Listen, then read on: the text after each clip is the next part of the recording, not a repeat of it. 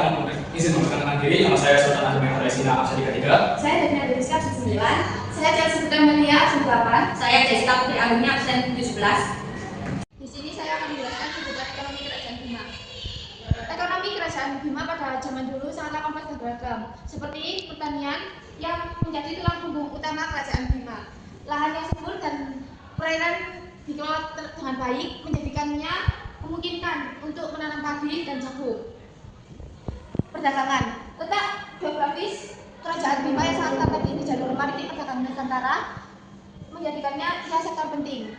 Pelabuhan Kerajaan Bima yang ramai menjadi titik transit barang dari berbagai daerah seperti rempah-rempah, kayu dan lain-lain. Peternakan merupakan berkontribusi juga dalam perekonomian Kerajaan Bima. Hewan ternak seperti kerbau, sapi, kuda, kambing, dan ayam dipelihara untuk memenuhi kebutuhan pangan dan juga perdagangan. Berdirinya saya di sini ingin menjelaskan kehidupan sosial Kerajaan Bima. Kehidupan sosial Kerajaan Bima terbagi dalam sistem stratifikasi sosial yang terdiri dari kaum bangsawan, rakyat biasa, dan budak. Kaum bangsawan memegang kekuasaan, sementara rakyat biasa bekerja sebagai petani, nelayan, dan pedagang. Budak adalah golongan terbawah yang bekerja untuk bangsawan. Sejak abad ke-17, Islam menjadi agama resmi dan sangat mempengaruhi kehidupan sosial. Selain itu, kehidupan masyarakat juga diatur oleh adat-adat mojo yang berpadu dengan nilai-nilai Islam. Peran gender juga jelas. Laki-laki lebih aktif di pemerintahan dan ekonomi, sementara perempuan berperan dalam rumah tangga dan kerajinan seperti menenun. Di sini ada juga gambar istana Asibojo atau Museum Bima yang didirikan pada tahun 1927 oleh Sultan Bima ke-14, yaitu Sultan Muhammad Sanuddin. Istana ini menjadi simbol kekuasaan Kerajaan Bima dan merupakan pusat pemerintahan serta tempat tinggal warga kerajaan. Di sini ada foto masyarakat Bima zaman dulu.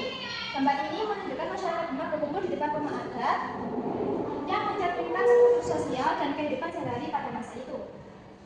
Ini saya akan menjelaskan kehidupan budaya Kerajaan Bima. Kehidupan budaya Kerajaan Bima merupakan perpaduan antara adat lokal dan ajaran Islam. Salah satunya adalah rimpu yang menggunakan 2 lembar sarung tembe goli untuk menutupi tubuh dan menyisakan wajah saja. Rimpu mencerminkan nilai keagamaan, identitas budaya, dan untuk menutup aurat perempuan.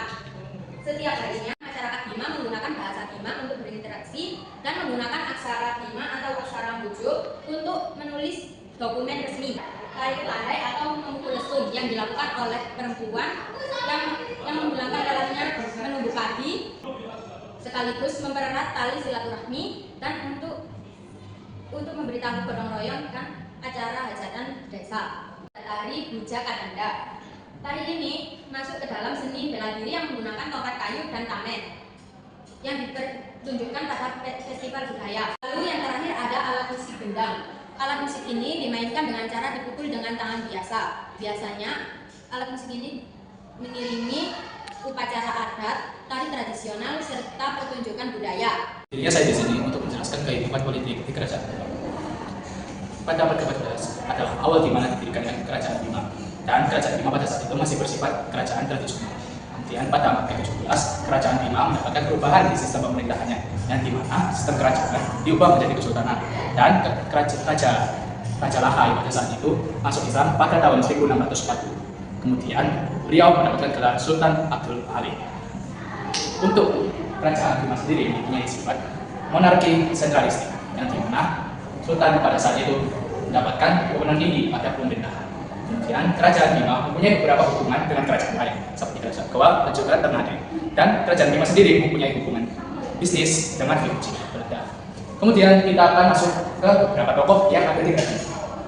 Dato' Dri Pandang memimpin wilayah Kerajaan Bima pada tahun 1618 sampai 1621. Peran Dato' Dri Pandang yaitu memperkenalkan atau mengajarkan ajaran Islam ke wilayah timur dan juga masuk ke Kerajaan Bima.